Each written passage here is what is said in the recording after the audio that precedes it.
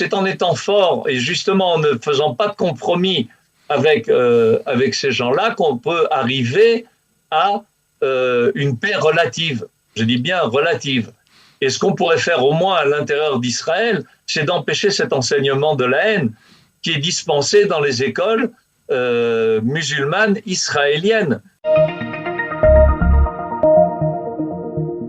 Bonjour et shalom, Richard Darmon au micro du studio Kalita pour notre magazine hebdomadaire d'analyse géopolitique Israël dans sa région, Israël au cœur du Moyen-Orient, avec comme thème de réflexion cette semaine l'islam et l'État juif.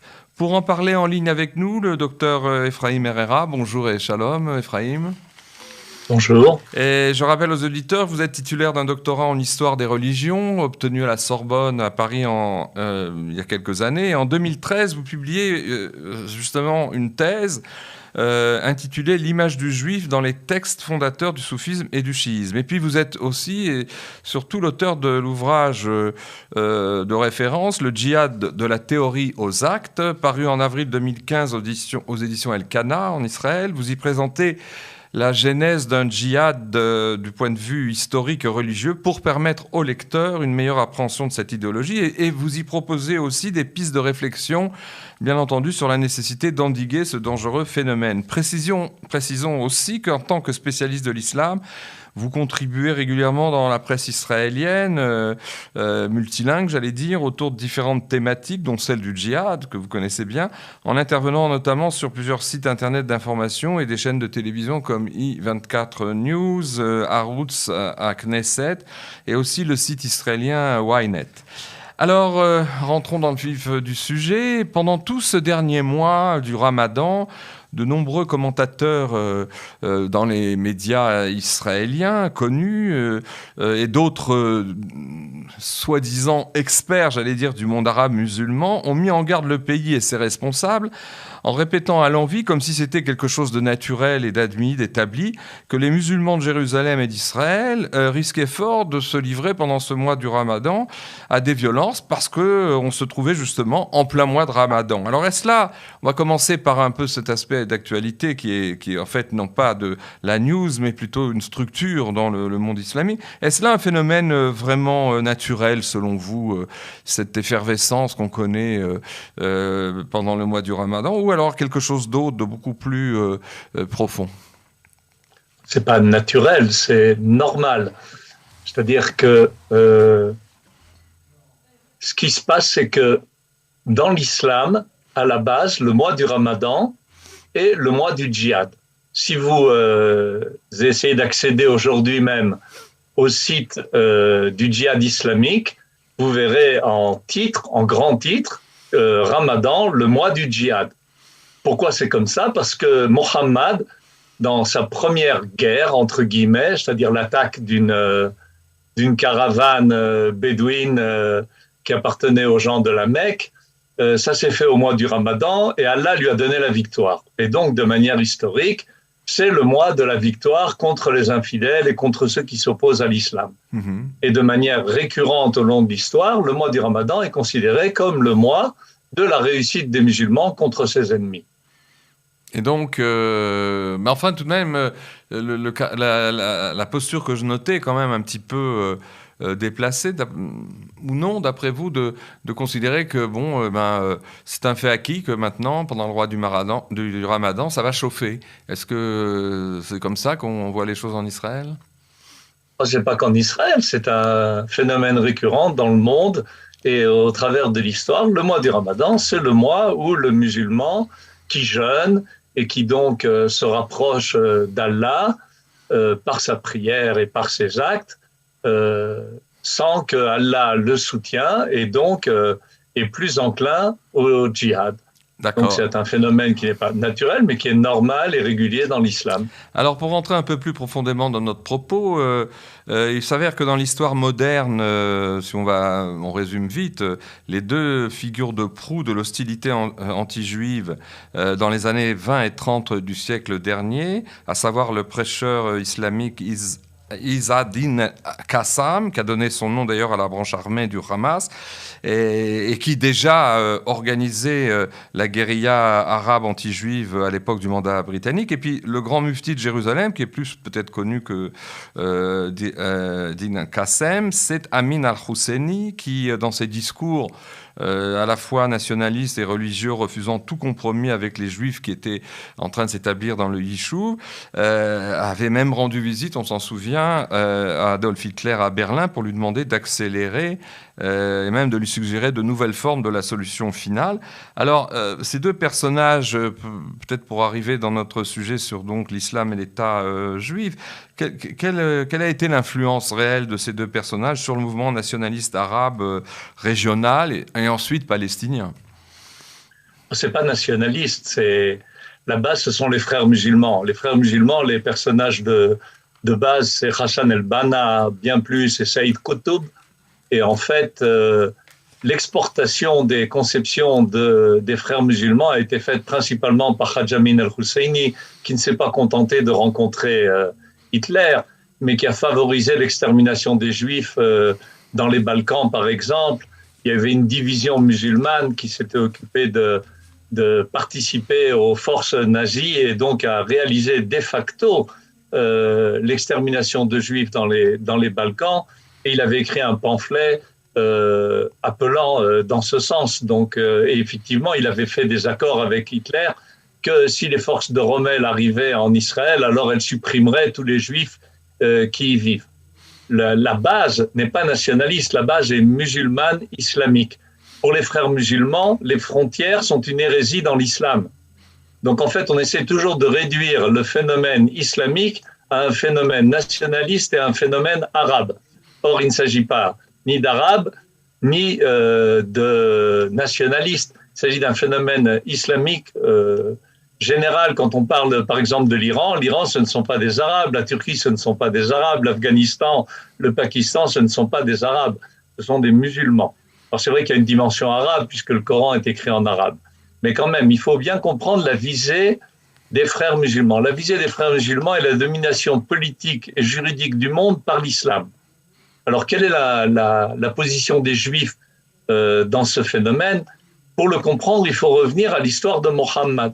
Au début, Mohammed il a commencé par appeler les Juifs à adhérer à sa nouvelle religion, à adhérer à l'islam. Et pour ça, il a orienté la prière vers Jérusalem. Et il a instauré, par exemple, le 10 du mois de Muharram, un jeûne qui correspond au jour de Kippour. Et les Juifs ayant refusé à son époque, alors à ce moment-là, ils sont devenus les ennemis de l'islam. Ayant refusé la prophétie de Mohammed, ils mettaient en danger cette nouvelle religion qui venait de naître. Et donc Mohammed change la direction de la prière. Au lieu de la diriger vers Jérusalem, il la dirige vers la Mecque, ce qui fait que Jérusalem n'a aucune valeur dans l'islam. Ibn Taymiyyah, le grand décisionnaire, qui est l'inspiration de toute la décision au niveau du droit musulman pour les frères musulmans, a dit qu'il n'y avait aucun endroit saint dans Jérusalem pour l'islam. Il y a deux villes saintes dans l'islam, la Mecque et Médine.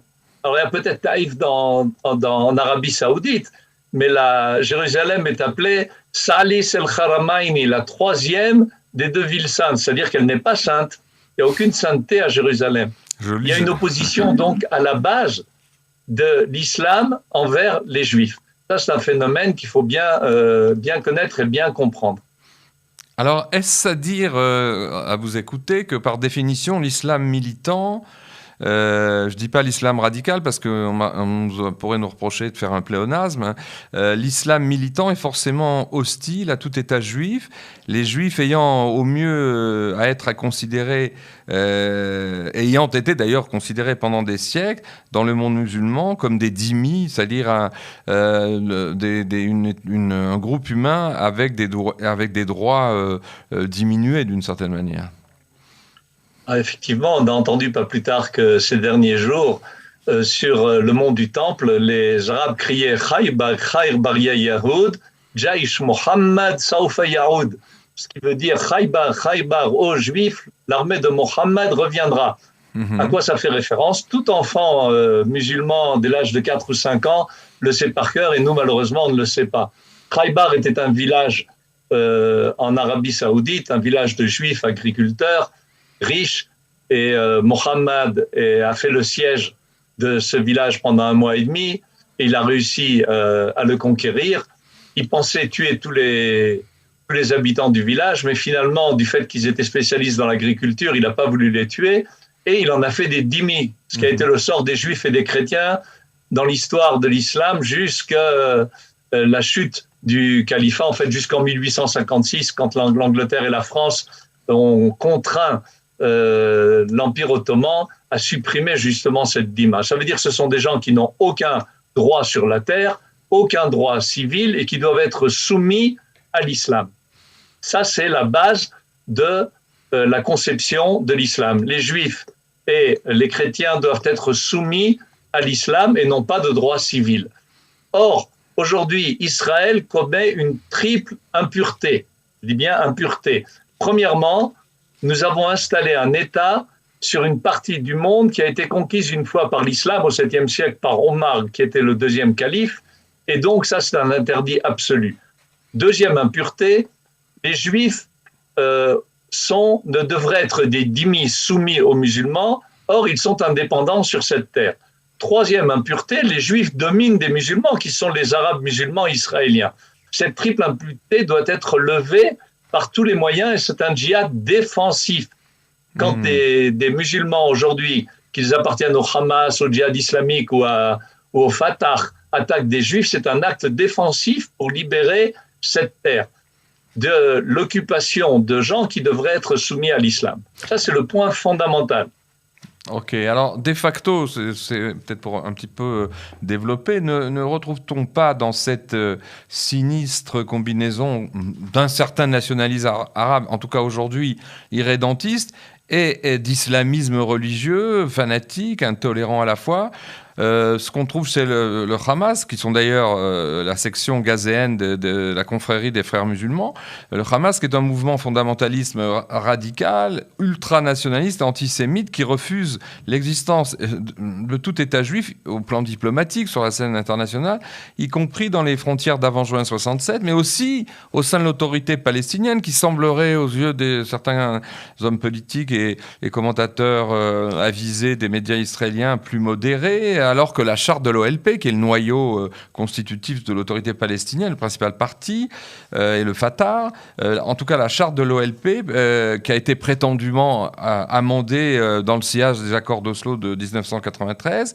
considère toujours de manière explicite, comme d'ailleurs la charte du Hamas, les Juifs non pas comme un peuple, mais comme une religion, une des 3 religions de ce qu'ils appellent la religion du livre, et qui n'ont donc aucun droit, c'est ce que vous disiez tout à l'heure, par définition, et pas seulement chez le Hamas, à disposer d'un État souverain dans cette région, et certainement pas, comme vous le disiez, sur des terres qui ont été pendant un temps, qui ont été sous le contrôle des arabo-musulmans et qui considèrent depuis donc les agissements de Mohammed et puis ensuite l'invasion de Salah ad-Din comme leur appartenant pour l'éternité. On est dans une quadrature du cercle puisque l'une des raisons, si je me souviens bien, qui a poussé les gouvernements israéliens et notamment les gouvernements de Netanyahou à ne pas pouvoir renouveler les discussions avec l'OLP et l'autorité palestinienne, c'est que Israël demandait, une des conditions,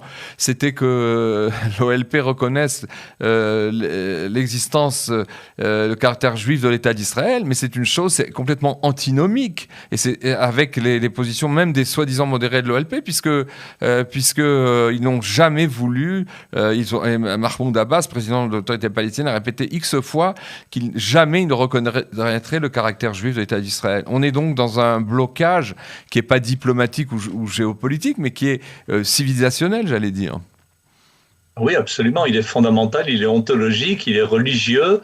Et en islam, on ne distingue pas entre le religieux et le politique. Et ce qui est très difficile pour nous, on a toujours du mal, on revient toujours à l'élément national et à l'élément religieux, alors qu'en fait, c'est religieux-politique parce qu'il n'y a pas de séparation entre din ou dawla, entre la religion et l'État dans l'islam.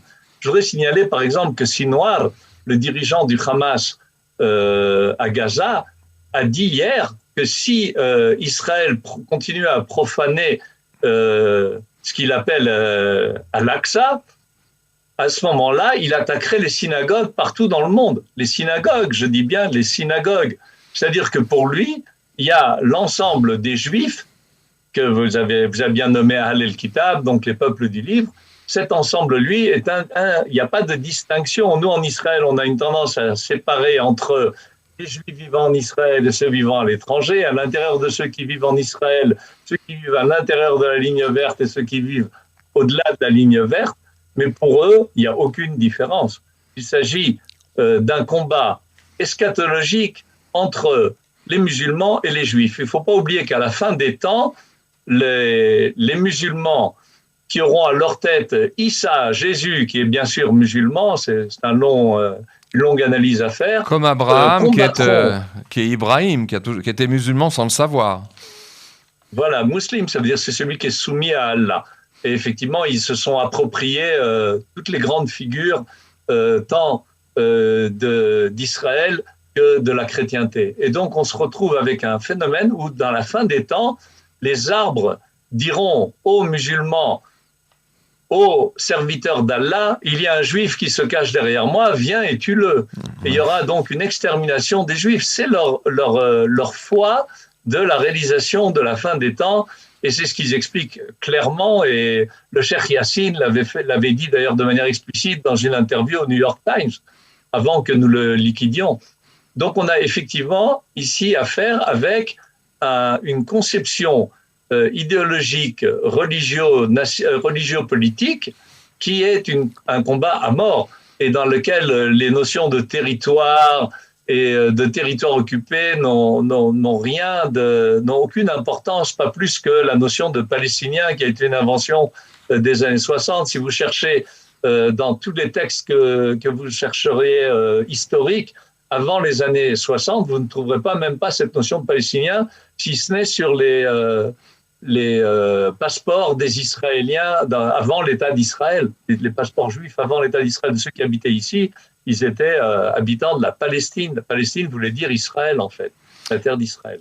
Donc, on a affaire à ce combat, et uniquement si on comprend la nature de ce conflit qui nous oppose au monde islamique orthodoxe, on peut trouver des directions de solution. Parce qu'il y a des directions de solution. C'est pas une situation bouchée. C'est un point très, très important, et je voudrais un petit peu le détailler. Allez-y, parce que j'allais justement vous demander, ça tombe bien, s'il y a des signes de changement en vue, que ce soit les accords d'Abraham ou d'autres choses, ou un changement de logique pour essayer d'amender cette situation. Alors expliquez-nous. Alors on va rentrer dans le monde de la conception de l'islam orthodoxe tel qu'il est vu de l'intérieur, pas tel qu'on aimerait le voir.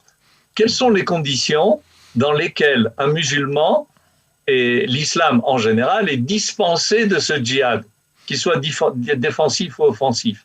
Alors ça s'appelle dof el mu'minina, ça veut dire la faiblesse des croyants.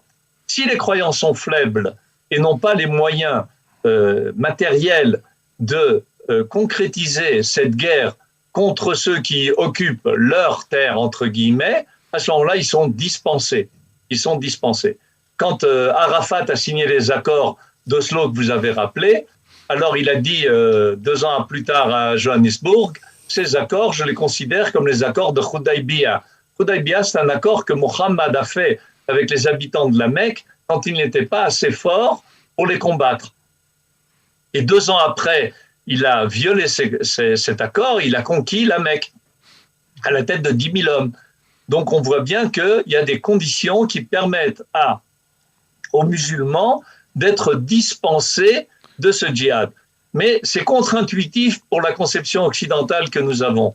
Parce que pour nous, on continue avec la conception de Bismarck, l'ennemi, on ne l'écrase pas, on doit essayer au contraire d'arriver à un accord avec lui, de voir quels sont ses problèmes et de l'aider dans ses problèmes, et à ce moment-là, il va être reconnaissant et il va faire la paix avec nous. Vous avez parlé des accords d'Abraham, qui sont intervenus quand Israël a montré sa force. Israël fort, pouvant défendre les États des Émirats arabes contre la menace réelle de l'Iran, alors ces États qui ne nous aiment pas et qui ont aussi la même conception islamique se disent, face au danger intra-musulman des chiites qui menacent les sunnites, à ce moment-là, on va demander l'aide d'Israël, parce qu'Israël est fort. Donc c'est en étant fort et justement en ne faisant pas de compromis avec ces gens-là qu'on peut arriver à une paix relative. Je dis bien relative. Et ce qu'on pourrait faire au moins à l'intérieur d'Israël, c'est d'empêcher cet enseignement de la haine qui est dispensé dans les écoles musulmanes israéliennes. Très souvent, pas dans toutes, oui, heureusement, mais dans beaucoup d'écoles israéliennes. Sur fonds publics israéliens en plus. Sur des fonds publics du ministère qui a peur de rentrer dans les écoles pour vérifier quel est le type d'enseignement qu'on y fournit. Alors il y a toute une mauvaise conception, une misconception, comme on dit en anglais, qui doivent être combattues dans nos propres rangs pour pouvoir faire face à ces réalités et surtout pour lire la situation telle qu'elle est. Oui, mais aujourd'hui, en général, la conception occidentale est que la religion, c'est un opium du peuple, que ça n'a pas de valeur, que ça ne fait pas, c'est pas un facteur qui fait que les gens agissent. Alors, ce qu'on voit, c'est exactement l'inverse. Alors, qu'est-ce qu'on fait? Au lieu de parler du phénomène religieux-politique, alors on dit c'est du fait qu'ils n'ont pas des moyens, c'est du fait de leurs problèmes économiques. Quand on se rappelle que les attentats du 11 septembre ont été commis par 15, sur les 19 terroristes qui les ont fait, 15 étaient des Saoudiens, tous très riches, on comprend bien que ce n'est pas ça qu'il s'agit. Toutes les enquêtes, toutes les recherches ont montré que le profil socio-économique du terroriste, que ce soit en Israël ou ailleurs, est au niveau moyen supérieur à la moyenne de la société de laquelle il vient, que ce soit du Hamas, que ce soit du djihad islamique, que ce soit d'Al-Qaïda ou d'autres. À chaque fois, il s'agit de gens qui ont une idéologie et on ne veut pas le reconnaître, alors on dit ce sont des raisons économiques, les pauvres Palestiniens, et les malheureusement, pauvres Bédouins, etc. C'est ça, il y a beaucoup d'Israéliens, d'experts et même d'hommes politiques qui tombent dans cette ornière. Je vous remercie, on aurait eu plaisir à poursuivre, et bien on le fera dans quelques semaines. Je vous remercie de votre temps et je remercie aussi les auditeurs de nous avoir écoutés. À la semaine prochaine et merci à tous. Merci. Voilà.